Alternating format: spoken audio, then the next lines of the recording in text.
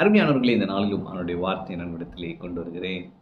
நியாயாதிபதிகள் 8ஆம் அதிகாரத்திலே கிதியோன் ஜெயித்த ஜெயம் எழுதப்பட்டிருக்கிறது. அதிலே 20, 21, 22 ஆகிய வசனங்களை நான் படிக்கிறேன்.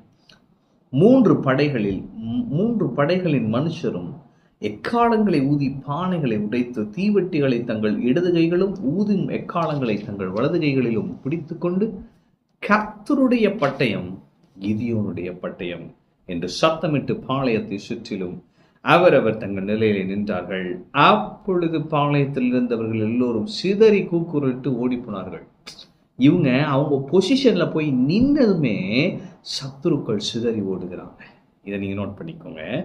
300 பேர் மெக்காலங்களை ஊதுகையில் கர்த்தர் பாளையமெங்கும் ஒருவர் பட்டயத்தை ஒருவருக்கு விரோதமாக ஓங்க பண்ணினார். அதனாலே சேனையெல்லாம் ஓடி போயிற்று. ஆமென்.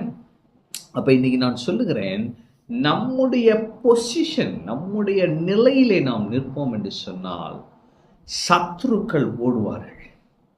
பிசாசுக்கு எதிர்த்து நில்லுங்கள், அப்பொழுது அவன் உங்களை விட்டு ஓடி போவான். அதுதானே வார்த்தை. அப்ப நாம் நிற்கும் பொழுது, சரியான நம்முடைய நிலையிலே நிற்கும் பொழுது, நம்மளுடைய கிரவுண்ட்ல நம்ம பொசிஷன்ல நம்ம நிற்கணும். அப்படி நிற்கிறப்ப அற்புதம் நடக்கும். இங்க பார்த்தீங்கன்னா அவர்கள் எல்லோரும் தீவெட்டிகளை பிடித்து கொண்டு கர்த்தருடைய பட்டயம் கிதியோனுடைய பட்டயம் என்று சொல்லி நிற்கிறாங்க. ஆண்டவர் அவங்கள பொசிஷன் பண்றாரு. பொசிஷன் பண்ண மாத்திரத்தில் இந்த சேனைகள் சிதறி கூக்கர்லிட்டு அலறி ஓடுகிறார்கள். உங்களுக்கு விரோதமாக சில கூட்டங்கள் கூடி ஒன்றிணைந்து உங்களுக்கு விரோதமான காரியங்களை செய்கிறார்களா?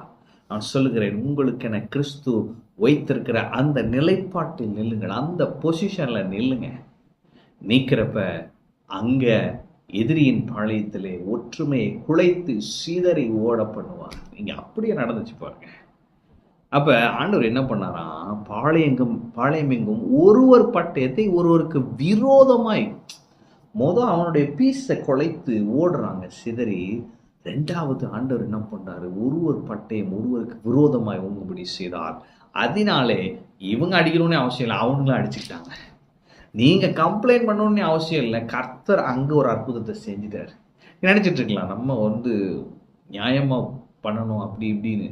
கர்த்தர் சொல்றாரு, நீ உன் பொசிஷன்ல நில்லு, மீதி நான் பார்த்துக்கிறேன். குழப்பத்தை அங்கே அனுப்புகிறார். அதே நேரத்தில் அவர்களுக்குள்ளாக இருக்கிற ஒற்றுமையை குலைத்து ஒருவருக்கு விரோதமாய் ஒருவர் ஓங்கும்படியாய் கர்த்தர் செய்தார்.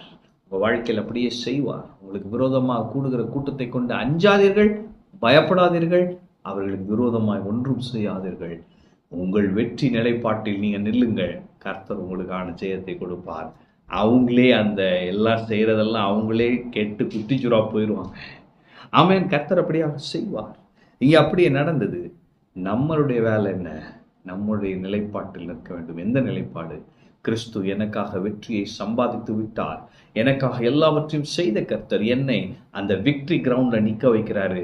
நான் அந்த நிலையிலே நிற்கிறேன். அற்புதங்கள் தானாய் நடக்கிறது. வெற்றி என்னை தேடி வருகிறது.